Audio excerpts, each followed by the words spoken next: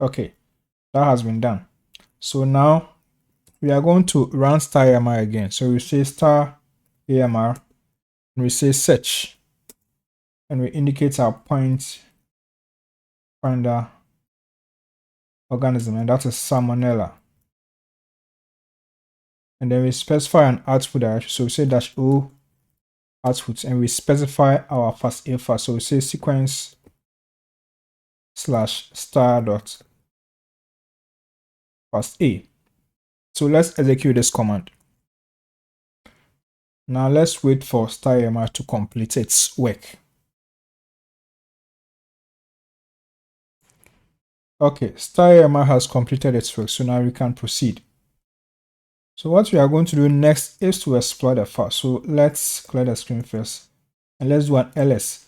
And we are going to see the output directory, the one we specified when we were running staramr. Now let's ls into it. So we say ls outputs and we are going to see the files here. Okay, these are the output files. Okay, so what we are going to do next is to explore these output files. So we are going to look at the results. So let's continue.